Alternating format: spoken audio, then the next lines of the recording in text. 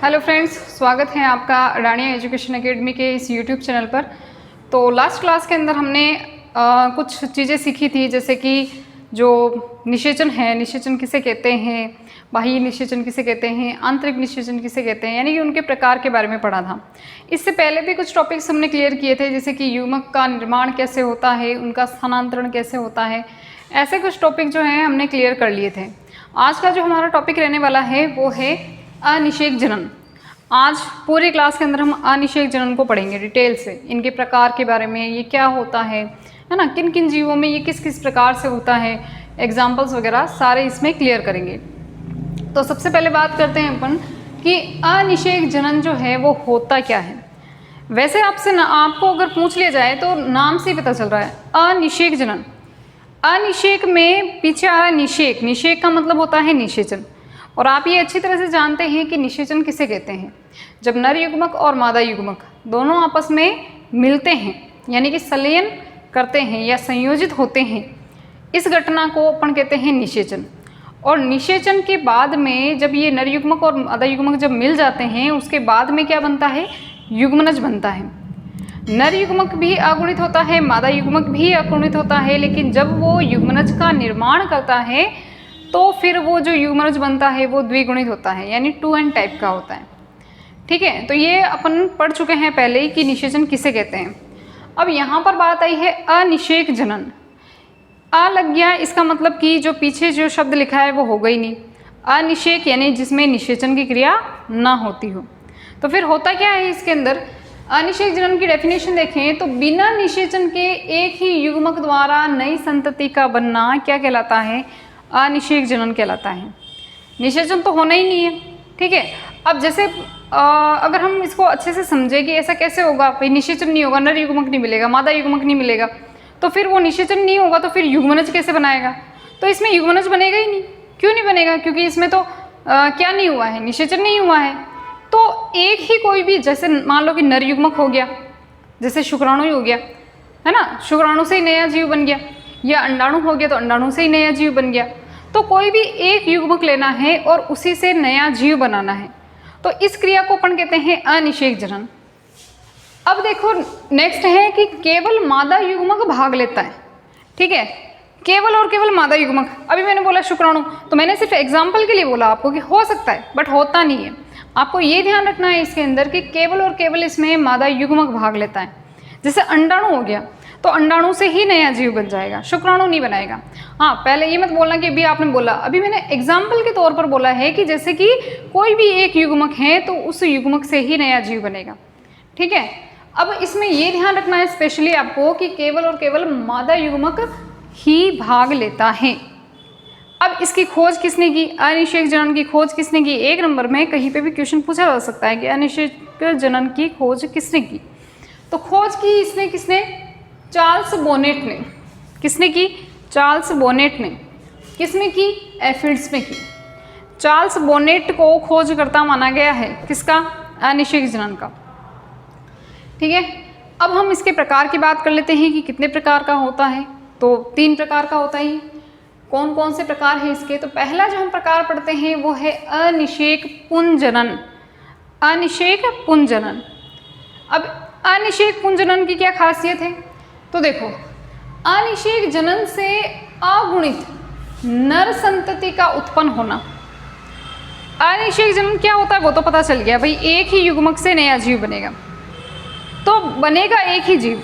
ठीक है, बनेगा एक ही युग्मक से, लेकिन इसमें होगा क्या कि इसमें बनने वाली जो संतति है वो कौन होगी, अगुणित नर संतति।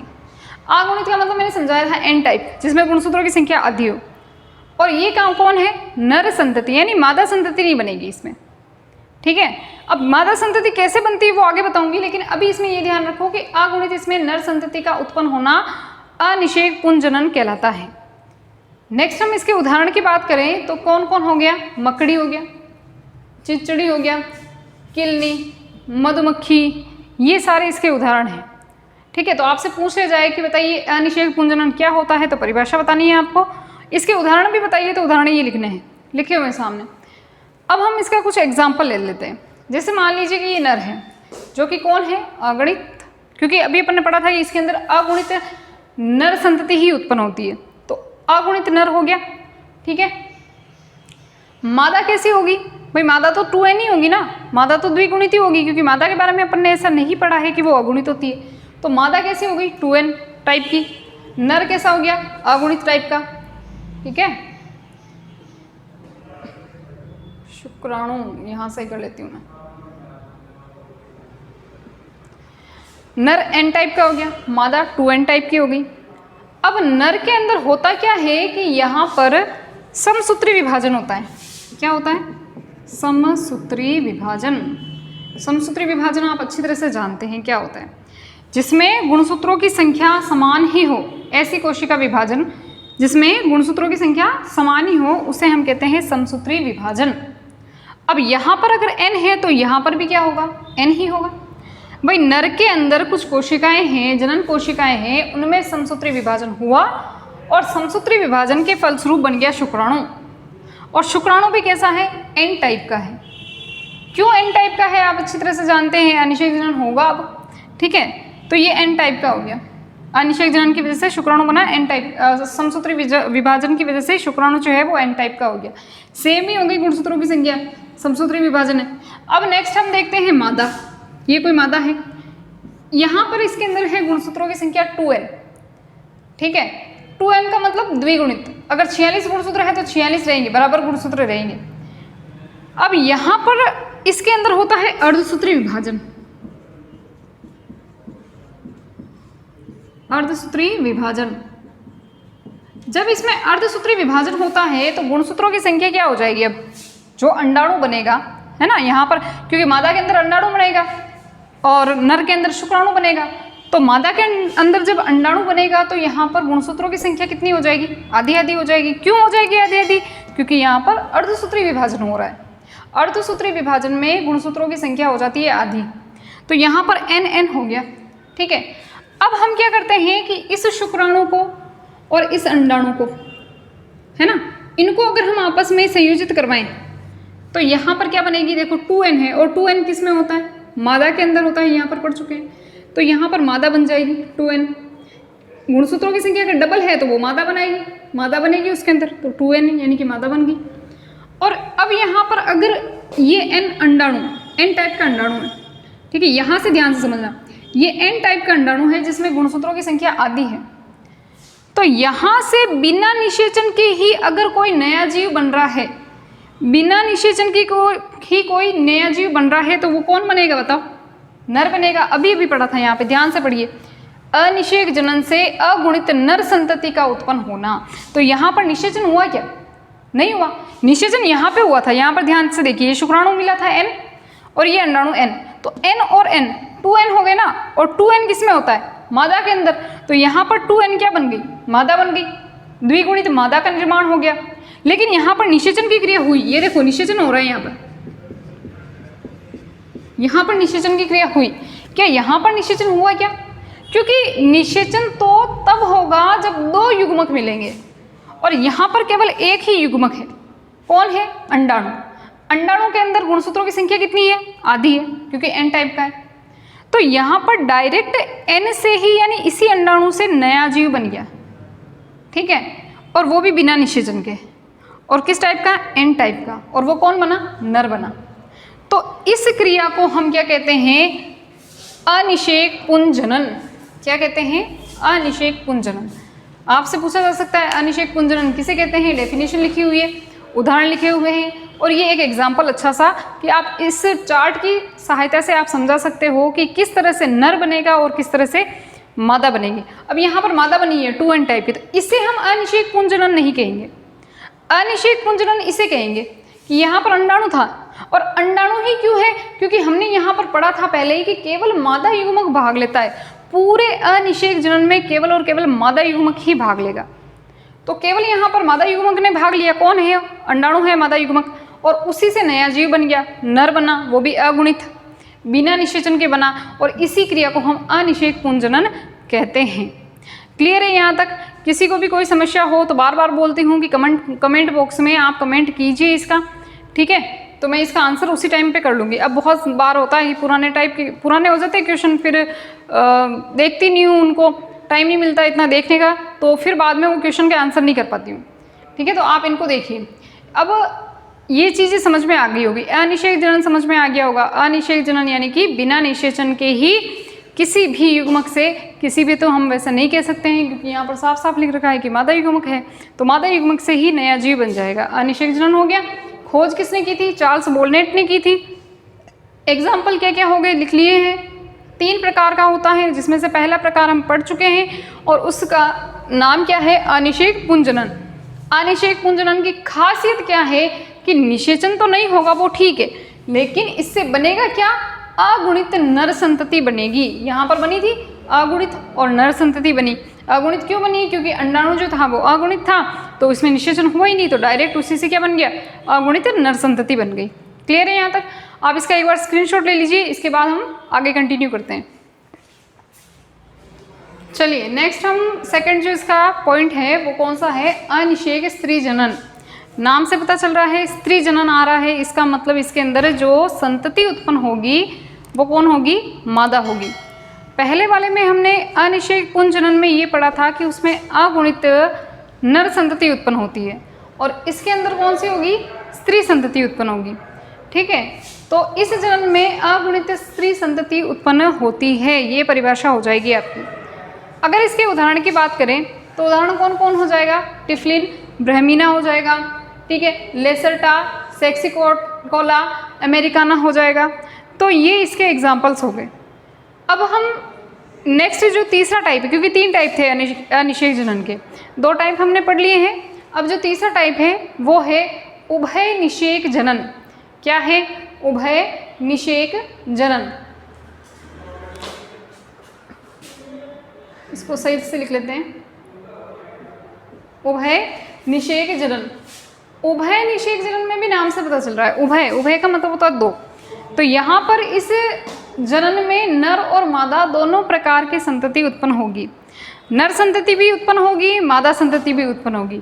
लेकिन यहाँ पर एक चीज़ ध्यान रखनी है कि जो ये संतति उत्पन्न हो रही है नर और मादा, ये एक साथ नहीं होगी, ये ऋतु के अनुसार होगी। कैसे? तो उदाहरण हम इसमें ले लेते हैं एफिड्स। एफिड्स के अंदर ऐसा होता है। एफिड्स के अंदर क्या होता है कि बसंत और जो ग्रीष्म ऋतु है, 2 ऋतु होती है ना, बसंत ऋतु और ग्रीष्म ऋतु, इसके अंदर तो कौन उत्पन्न होती है? मादा उत्पन्न होती है। अनिषेक जनन की वजह से मादा उत्पन्न होती है। लेकिन ग्रीष्म ऋतु के गुजरने के बाद में, है ना, शीत ऋतु मान सकते हैं अपन उसको, तो ग्रीष्म ऋतु के बाद में नर और मादा दोनों ही उत्पन्न होते हैं। यानी कि बसंत और ग्रीष्म में तो केवल और केवल मादा उत्पन्न होगी, लेकिन ग्रीष्म ऋतु बीत जाने के बाद में नर और मादा दोनों ही प्रकार की संततियां उत्पन्न होगी।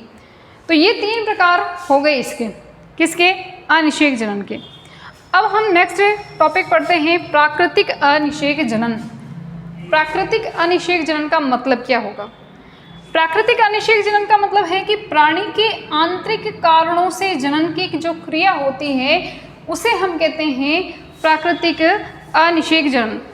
यानी प्राणी के शरीर के अंदर, कोई भी जीव है उसके शरीर के अंदर ही किसी प्राकृतिक घटना की वजह से कोई ऐसी घटना हो जाए जिसकी वजह से कोई संतति उत्पन्न हो रही है बिना निषेचन के। शरीर के अंदर होगा लेकिन बिना निषेचन के, ठीक है ना। तो बिना निषेचन के अगर प्राकृतिक घटना की वजह से शरीर के अंदर कोई संतति उत्पन्न हो जाती है तो उस क्रिया को अपन कहते हैं प्राकृतिक अनिषेक जनन। ठीक है, अब ये भी 3 प्रकार का होता है।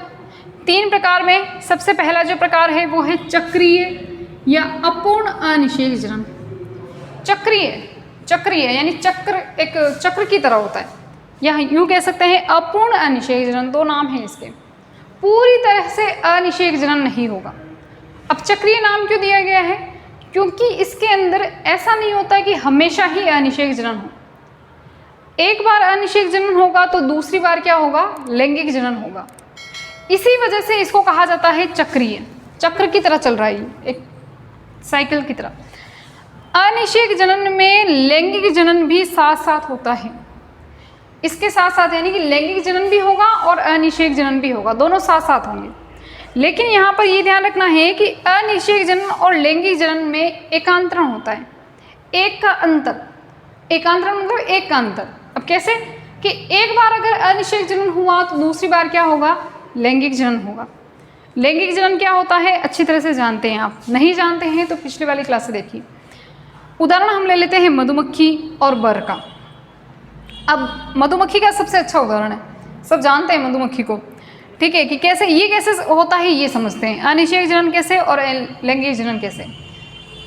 अब मधुमक्खी के बारे में आपने छोटी कक्षाओं में पढ़ रखा होगा, सामाजिक की किताबों में पढ़ा होगा, 7वीं 8वीं की, और साइंस में भी पढ़ाया जाता है इसे। मधुमक्खी एक सामाजिक जीव होती है या कीट होती है। इसमें आपने ये देखा होगा कि जो इसके अंदर कुछ अलग अलग सदस्य होते हैं इनमें, जैसे कि रानी मधुमक्खी अलग होती है, श्रमिक मधुमक्खी अलग होती है, ये कुछ ऐसे जीव आपने पढ़े होंगे। रानी मधुमक्खी जो है वो हमेशा अपने छत्ते के अंदर रहती है और बच्चे पैदा करती है, संतति उत्पन्न करती है। श्रमिक मधुमक्खियाँ जो होती है वो बाहर जाती है, फूलों पर मकरंद चूसती है, रस चूसती है, और वहाँ से वो यूँ कह सकते हैं कि जो शहद है वो इकट्ठा करके लाती है, ठीक है। अब इनमें ये बनती कैसे है, तो अगर हम बात करें रानी मधुमक्खी की, तो रानी मधुमक्खी कैसे बनेगी, निषेचित अंडे से, यानी कि निषेचन होने के बाद में, यानी कि निषेचन होगा तो मतलब वो क्यों, कौन सा जनन हो गया, लैंगिक जनन हो गया ना भाई। निषेचन का मतलब क्या होता है, नर युग्मक और मादा युग्मक दोनों आपस में संयोजित हो जाते हैं, फिर ये इसी को अपन कहते हैं अलैंगिक जनन, है ना। दोनों संयोजित होने की क्रिया को तो हम कहते हैं निषेचन, और फिर नया कोई भी संतति उत्पन्न होती है, और इसको जो पहले क्या बनेगा, युग्मनज बनेगा। ये सब पढ़ चुके हैं अपन। तो यहाँ पर निषेचित अंडा मतलब कि अंडे के साथ में निषेचन हो चुका है, अंडा जो है वो शुक्राणु या कोई भी नर युग्मक से निषेचित हो चुका है, और निषेचित अंडे से जो बनती है वो होती है रानी मधुमक्खी। दूसरा हम बात करते हैं श्रमिक की। तो श्रमिक के अंदर क्या होता है कि अनिषेचित अंडे से जो भी संततियाँ उत्पन्न होंगी, भाई अंडा है, डायरेक्ट उससे अगर नई संतति उत्पन्न हो रही है तो उनसे जो बनेंगे, उनसे जो संततियाँ बनेगी वो कौन होगी, श्रमिक होगी, ठीक है। हाँ, कार्यवाही पे अपने को नहीं जाना है ना, रानी मधुमक्खी क्या करती है, ये क्या करती है, वो क्या करती है, वो नहीं पढ़ना अपने को, ठीक है। आपको बस ये ध्यान रखना है कि जो रानी है वो किससे, रानी मधुमक्खी किससे बनी, निषेचित अंडे से, और अनिषेचित अंडे से कौन बनी, श्रमिक मधुमक्खियाँ बनी। क्लियर है, यहाँ तक समझ में आ गया होगा। आप एक बार इसका स्क्रीनशॉट लीजिए, फिर आगे कंटिन्यू करते हैं। चलिए सेकंड हम देखते हैं अविकल्पी, या इसी को हम कहते हैं पूर्ण अनिषेक जनन। अब ये क्या होता है, तो इसके अंदर क्या होता है कि नर संतति केवल अनिषेक जनन से ही उत्पन्न होती है। अनिषेक जनन होगा इसमें, लेकिन उसमें नर संतति उत्पन्न होगी। यानी कि अगर हम बात करें मादा संतति की, तो मादा संतति की वो लैंगिक जनन से भी उत्पन्न हो सकती है, लेकिन नर संतति केवल और केवल अनिषेक जनन से ही उत्पन्न होगी, ठीक है। और इसमें जो है नर जो होता है वो अनुपस्थित होता है, या यूँ कह सकते हैं कि नर जो है वो भाग नहीं लेता है। उदाहरण की बात करें, चिपकली हो गया, ठीक है। नेक्स्ट हम तीसरा पॉइंट पढ़ते हैं, इसका प्रकार जो है वो है शावकी अनिषेक जनन। अब ये शावकी अनिषेक जनन में होता क्या है, ध्यान से समझना इंपॉर्टेंट है कि लार्वा जो है इसके अंदर अंडे देते हैं। शावकी अनिषेक जनन में कोई भी जीव है उसका लार्वा होगा, और लार्वा क्या करेगा, अंडे देगा, ठीक है। अब लार्वा अंडे देने के बाद में क्या होता है, जो अनिषेक जनन द्वारा अन्य लार्वा बनाते हैं। लार्वा ने सबसे पहले अंडे दिए, उन अंडों से फिर से लार्वा बनेगा, ठीक है, और वो अनिषेक जनन करेगा, और फिर उसी से नया जीव विकसित हो जाएगा। उदाहरण के तौर पर देखें तो यकृत कृमि सबसे अच्छा उदाहरण है। यकृत कृमि, यकृत कृमि क्या करता है कि उसका एक लार्वा होता है, स्पोरोसिस्ट लार्वा, याद रखना है आपको, स्पोरोसिस्ट लार्वा। इस स्पोरोसिस्ट लार्वा से बनता है एक लार्वा जिसे हम कहते हैं रेडिया लार्वा, ठीक है, रेडिया लार्वा। यही रेडिया लार्वा जो है वो बनाता है द्वितीयक रेडिये लार्वा। क्या बनाता है, द्वितीयक रेडिये लार्वा। अब इसके बाद में क्या होगा कि ये जो द्वितीयक रेडिये लार्वा है वो बनाएगा सर्केरिया लार्वा, बहुत सारे सर्केरिया लार्वा बना देता है, और वही सर्केरिया लार्वा जो है आगे जाकर विकसित हो जाते हैं नए जीव के अंदर, और फिर क्या बना देंगे, वो यकृत कृमि बना देंगे। अब हम बात करते हैं नेक्स्ट कृत्रिम अनिषेक जनन की। एक शब्द आता है प्राकृतिक और एक आता है कृत्रिम। प्राकृतिक मतलब कि जो प्रकृति के द्वारा कोई भी संपन्न चीज़ हो, और कृत्रिम का मतलब होता है मनुष्य द्वारा बनाया गया। तो यहाँ पर कृत्रिम आ रहा है, तो अनिषेक जनन तो होगा, लेकिन वो प्राकृतिक नहीं होगा, वो कृत्रिम होगा, यानी मनुष्य का उसमें हस्तक्षेप होगा। तो कृत्रिम अनिषेक जनन में क्या होता है कि जो भौतिक और रासायनिक विधि से, किसी भी भौतिक और रासायनिक विधि से बिना निषेचन के ही भ्रूण का अगर परिवर्तन हो रहा है, नया जीव बन रहा है, कौन सी विधियों से? रासायनिक और भौतिक विधियों से, तो उसे हम कहते हैं कृत्रिम अनिषेक जनन। अब भौतिक और रासायनिक विधियाँ प्राकृतिक तो नहीं हो सकती है, वो कृत्रिम ही होगी, उसमें मनुष्य का हस्तक्षेप होगा, मनुष्य कुछ छेड़छाड़ करेगा, नई नई विधियाँ अपनाएगा, और नई नई विधियों के अगर वो कुछ छेड़छाड़ कर रहा है, वो कुछ उसमें हस्तक्षेप कर रहा है और कुछ क्रियाएं करके वो अगर नया जीव बना रहा है, वो भी अनिषेक जनन से, यानी कि वो युग्मकों का संलयन नहीं करवा रहा है, तो उसे अपन कहते हैं कृत्रिम अनिषेक जनन। शब्दों का ध्यान रखिए, अगर आपको शब्द पता है कि कृत्रिम का क्या मतलब है तो आप खुद इसकी डेफिनेशन लिख सकते हो। उदाहरण के तौर पर देखें तो एक वैज्ञानिक हैं जिनका नाम है ग्रिगोरी पिनकस। क्या नाम है? Gregory Pincus. इन ग्रिगोरी पिनकस ने किया क्या? एक खरगोश है, खरगोश के अंडों को कम ताप व रासायनिक उद्दीपक से भ्रूण का परिवर्धन करवाया। ग्रिगोरी पिनकस ने क्या किया कि खरगोश के जो अंडे थे उनको ताप कम करके, कम ताप पर और रासायनिक उद्दीपक, कुछ रासायनिक क्रिया करवाकर उनमें क्या किया? भ्रूण का परिवर्धन किया। ठीक है, क्लियर है यहाँ तक? अब रासायनिक उद्दीपक जैसे क्या क्या हो सकते हैं तो आपके सामने लिखे हुए हैं एल्केलॉइड्स, यूरिया, वसी अम्ल, एल्कोहल, क्लोरोफॉर्म, ये सारे रासायनिक उद्दीपक हो सकते हैं। अगर भौतिक उद्दीपक की बात करें तो ताप हो गया, है ना, भौतिक, जानते हैं ना, पीएच में परिवर्तन हो गया, विद्युत प्रघात हो गया, सुई चुभोना, ये सारे के सारे क्या हो गया? भौतिक प्रघात हो गए, भौतिक उद्दीपक हो गए। ठीक है, अब हम पढ़ते हैं कि अनिषेक जनन के लाभ क्या हैं और इसकी हानियाँ क्या हैं। पहला लाभ है ये लिंग का निर्धारण करता है। जैसे उदाहरण देखें अपन मधुमक्खी का, मधुमक्खी के अंदर श्रमिक कैसे बनते हैं और रानी मधुमक्खी कैसे बनती है वो हम पढ़ चुके हैं। भाई निषेचित अंडा है तो रानी मधुमक्खी बनेगी, तो निषेचन के बिना कैसे बन सकते हैं? अनिषेक जनन से कैसे बन सकते हैं? तो उसमें लिंग का निर्धारण, यानी कि नर बनेगा कि मादा बनेगी, कौन क्या बनेगा, तो इसमें लिंग का निर्धारण करने में ये सहायक होता है। नेक्स्ट हम देखते हैं कि जिसके अंदर अगर कोई भी जीव है जिसमें नर नहीं होता है उसमें भी उपयोगी है, क्योंकि अनिषेक जनन में हम पहले ही पढ़ चुके हैं कि अंडा जो होता है, यानी कि मादा जो है उसमें भाग लेती है और मादा युग्मक से ही नया जीव बनता है। तो मादा युग्मक भाग ले रही है, नर का कोई काम ही नहीं है, तो ऐसी कोई संतति है या ऐसे कोई जीव है जिसमें नर हो ही नहीं, उसमें सबसे ज़्यादा उपयोगी है ये, सबसे अच्छा उपयोगी है ये। ठीक है, इसके उदाहरण जैसे टिफलिना, ब्रहमीना, ये इसका उदाहरण हो गया। नेक्स्ट हम देखते हैं कि अगर किसी में बीज नहीं बन रहे हैं, किसी जीव के अंदर कोई भी पौधा है उसमें बीज नहीं बन रहे हैं, उसके अंदर भी ये उपयोगी हो सकता है। अब बात करें हम इसकी हानि की, ये तो हो गए लाभ। अच्छा, इसका जो बीज रहित पादप है जैसे कि केला हो गया, है ना, तो ये आप अच्छी तरह से जानते ही हैं, एग्जाम्पल बताने की वैसे ज़रूरत नहीं है। अगर हम इसकी हानि की बात करें तो हानि ये है कि भाई इसमें अर्धसूत्री विभाजन नहीं होता है। अब अर्धसूत्री विभाजन अगर इसमें नहीं हो रहा है तो इसमें विभिन्नताएं नहीं आएंगी। ठीक है, तो ये कुछ हानि हो गई और कुछ इसके लाभ हो गए। यहाँ आप इसका स्क्रीनशॉट लीजिए, अगर इसमें कोई प्रॉब्लम हो तो समस्या बताइए, उसका सॉल्यूशन आपको जल्दी ही मिल जाएगा। लेकिन उससे पहले आपको इन क्लासों को ज़्यादा से ज़्यादा शेयर करना है, ज़्यादा से ज़्यादा लाइक, सब्सक्राइब ये सभी भी करवाना है ना, क्योंकि इससे क्या होता है कि नहीं, एनर्जी मिलती है कि भाई हमें और आगे क्लासेस लेनी है। ठीक है, अच्छा लगे तो कमेंट भी करना है, लाइक भी करना है, सब्सक्राइब भी करना है और क्लासों को शेयर भी करनी है। आप यहाँ तक इसका स्क्रीनशॉट लीजिए, आगे की कक्षा इसके आगे प्रारंभ करेंगे। Thank you.